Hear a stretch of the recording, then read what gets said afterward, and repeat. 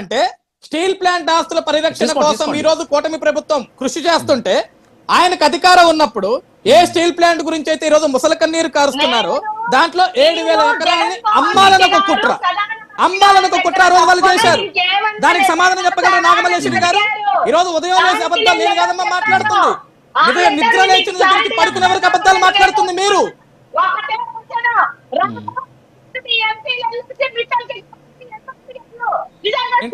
Madam ఒక్క నిమిషం ఆయన మాట్లాడనివ్వండి.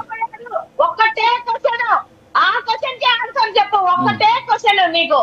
మీ మంత్రులు మీ సెంట్రల్ మినిస్టర్లు అందరూ వెళ్ళి మిట్టల్ కోసం ఎందుకు అడిగారు, విశాఖ స్టీల్ ప్లాంట్ కోసం ఎందుకు అడగలేకపోయారు?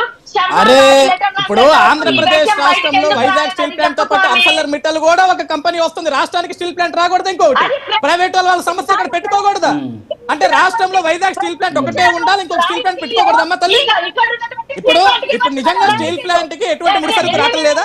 ముడిసరుకు రాకుండానే స్టీల్ ప్లాంట్ లో పనులు జరుగుతున్నాయా? కాదండి, స్టీల్ ప్లాంట్ కి ముడిసరుకు రాకుండానే పనులు జరుగుతున్నాయా? స్టీల్ ప్లాంట్ అసలు ఏ ఒక్క ఉద్యోగి కూడా ఉద్యోగం చేయట్లేదా? మీరు చెప్పండి.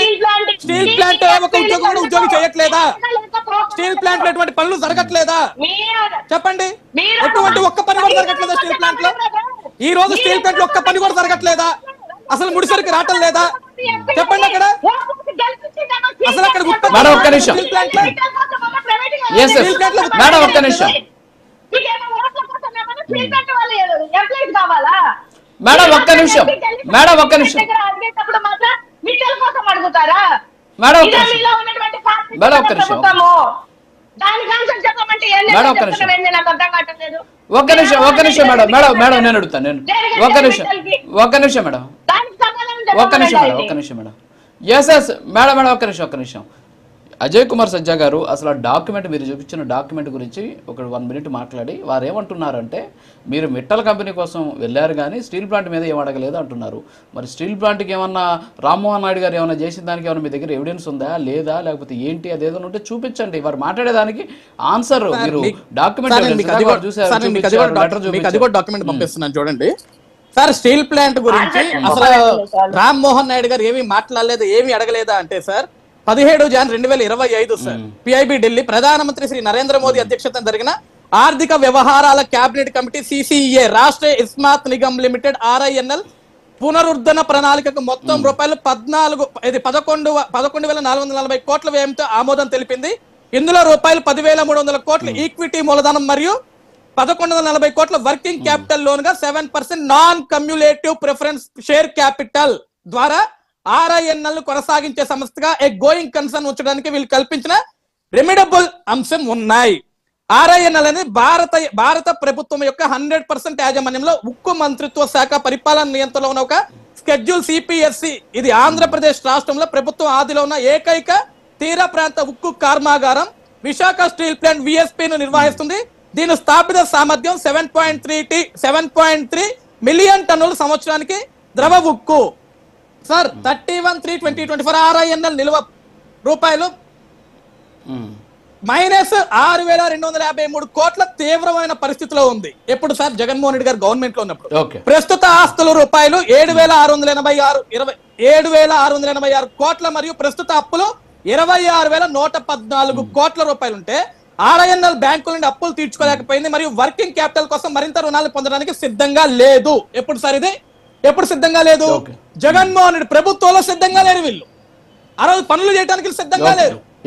రామ్మోహన్ నాయుడు గారు ఏమీ అడగలేదని చెప్పేసి అజ్ఞానంగా సబ్జెక్ట్ లేకుండా ఇవాళ మాట్లాడుతుంది. ఇక్కడికి వచ్చి ఆయన జరిగిన మీటింగ్ లో కూర్చొని విశాఖ కావాల్సింది, విశాఖ ఉక్కు నడిపించడానికి, స్టీల్ ప్లాంట్ నడిపించడానికి మాకు డబ్బులు కావాలి, దానికి ఈక్విటీ కావాలి, దానికి ముడిసరుకు కావాలని చెప్పేసి డైరెక్ట్ మీటింగ్ లో కూర్చొని దాని ఆమోద ముద్ర తెలియజేపిస్తే దాని కేంద్రం నుంచి, దాని కేంద్ర ప్రభుత్వం నుంచి విశాఖ ఉక్కు పరిశ్రమ శాఖ మంత్రి నుంచి దాన్ని ఆమోదం తెలియజేస్తే ఈరోజు ఇంగితంగా లేని మాటలు మాట్లాడుతున్న ఈ సోదరు ఇక్కడికి వచ్చి చదువుకొని రావాలన్నమాట. అట్లీస్ట్ సబ్జెక్ట్ నేర్చుకోని రా.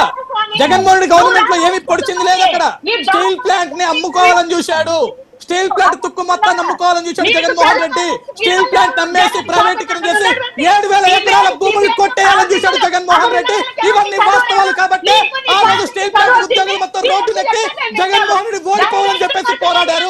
ఆ విషయాన్ని మీరు గుర్తుపెట్టుకోవాలా.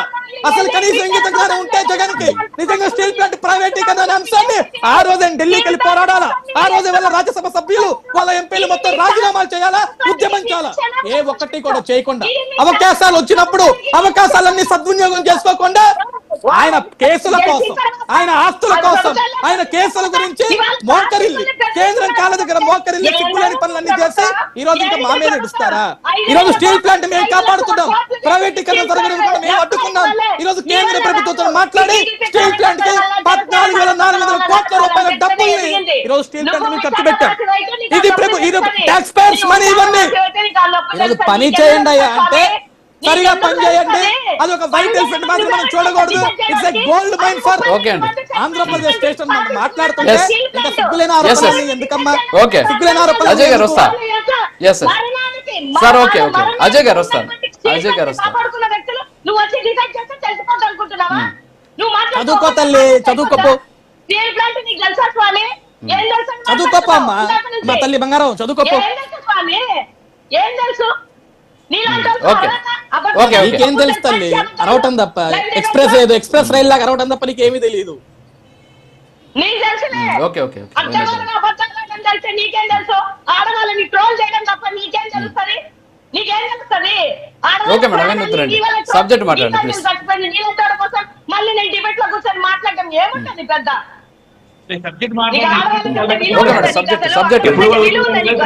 ఓకే మల్లేశ్వర్ గారు సబ్జెక్ట్ మాట్లాడండి మేడం ప్లీజ్. ఆయన ఏదో డాక్యుమెంట్ చెప్తున్నారు సార్.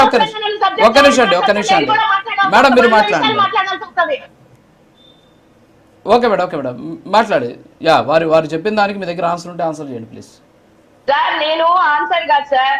జగన్మోహన్ రెడ్డి గారు మోదీ ముందు తప్ప ఇంకేమన్నా చేశాడా అంటే ఇప్పుడు మీకు పంపించాను. జగన్మోహన్ రెడ్డి గారు రాసిన లెటర్ మీరు ఒకసారి అక్కడ మెన్షన్ చేయండి. స్క్రీన్ మీద ఇప్పుడు మెన్షన్ చేయండి. అతను పంపించిందే కాదు, నేను కూడా మీకు పంపించాను, అది మెన్షన్ చేయండి.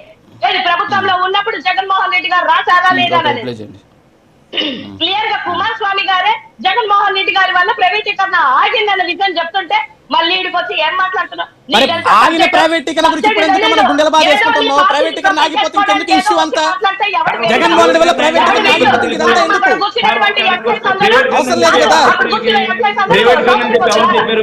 శ్రీనివాసరావు గారు ఒక్క నిమిషం ఆగండి సార్. శ్రీనివాసరావు గారు సైలెంట్. మీరు మాట్లాడే దాంట్లో నిజం ఉంటే దానికోసం ఏమన్నా మాట్లాడతాం. మీకు విశాఖ స్టీల్ ప్లాంట్ కన్నా మిట్టల్ మీద ఉన్నటువంటి ప్రేమ, మిట్టల్కి ఎందుకు అన్ని రాయితీలు ఇస్తున్నారు? 50% సబ్సిడీ మీరు అతను ఇప్పుడు ఇచ్చినటువంటి ల్యాండ్ ప్రకారం గోల్డ్ బ్యాంకు లోన్కి వెళ్తే దగ్గరగా అసలు ఏం స్టార్ట్ చేయకుండానే 20,000 కోట్లు బెనిఫిట్ లో ఉంటది మిట్టలు. అలాంటి వాళ్ళకి మీరు చేస్తున్నటువంటిది ఇన్ని సంవత్సరాల నుంచి వాళ్ళ రక్తం ఓడిచి ఈ వైజాగ్ స్టీల్ ప్లాంట్ ఎంప్లాయీస్ వాళ్ళు చేస్తున్నట్టే మీరు వాళ్ళని బెదిరించి మాట్లాడారు. ఈ రాయితీలు ఈ సబ్సిడీ లేదా ఎవరిని బెదిరించి మాట్లాడారు తల్లి? ఏ స్టీల్ ప్లాంట్ ఉద్యోగి బెదిరిపోయాడు? ఏ స్టీల్ ప్లాంట్ ఉద్యోగిని బెదిరించారు? పని చేసుకోండి జాగ్రత్తగా, స్టీల్ ప్లాంట్ మన బాధ్యత అని మాట్లాడటం బెదిరించుతామా? ఏమా బంగారం? స్టీల్ ప్లాంట్ లో ఉద్యోగాలందరినీ పని చేయండి అని అడగటం బెదిరించుతామా? చెప్పండి. స్టీల్ ప్లాంట్ కి రాయండి. ఇప్పుడు ఈ 18 నెలల కాలంలో ఒక్క లెటర్ రాయండి. అయ్యా స్టీల్ ప్లాంట్ మాకు అవసరం, ఇది మా సెన్సిటివ్ థింగ్, ఇది మా ఆంధ్రుల హక్కు, దీన్ని మేము కాపాడుకోవాలి, మీరు ప్రైవేటీకరణ చేయకండి, ప్రైవేట్ వ్యక్తుల్ని టెండర్లకి పిలవకండి, 32 రంగాల్ని ప్రైవేట్ రంగంలో పెట్టారు, కట్టకండి అని చెప్పేసి మీరు లెటర్లు రాయండి. అప్పుడు అజయ్ గారు అప్పుడు నేను వింటాను. అంతేగాని లెటర్లు అవసరం లేదు బంగారం, మనకి లెటర్లు అవసరం లేదు తల్లి. మనకి ఇక్కడ అమ్మా సోదరి నేనేం చెప్తున్నా, పనికి మాల లెటర్లు వద్దు, మనకి పని జరుగుతుందా లేదనేది కావాలా? ఈ రోజు స్టీల్ ప్లాంట్ లో పనులు జరుగుతున్నాయి, కార్మికులు పనులు చేస్తున్నారు, ఈ రోజు ఉత్పత్తి పెరుగుతుంది, స్టీల్ ప్లాంట్ చాలా అద్భుతంగా ముందుకు వెళ్తుంది. మీరు కంగారు పడుతున్నారు అంతే. ఈ రోజు ఇంకా స్టీల్ ప్లాంట్ ఉద్యోగస్తులందరూ రోడ్డు మీద వచ్చి ధర్నాలు చేయాలని చెప్పేసి మీరు కోరుకుంటున్నారు అక్కడ. నిజంగా స్టీల్ బెంగళూరు ప్యాలెస్ లో పడుకొని ప్రతిపక్ష స్థానం కోసం, ప్రతిపక్ష హోదా కోసం అడుగుతుంటాడు కదా, స్టీల్ ప్లాంట్ ప్రైవేటీకరణ చేతులపై పడుకోమని చెప్పండి. అక్కడ లేని ప్రైవేటీకరణ గురించి ప్రైవేటీకరణ ఉంది అని చెప్పేసి ఎట్లా మాట్లాడతారు తల్లి మీరు?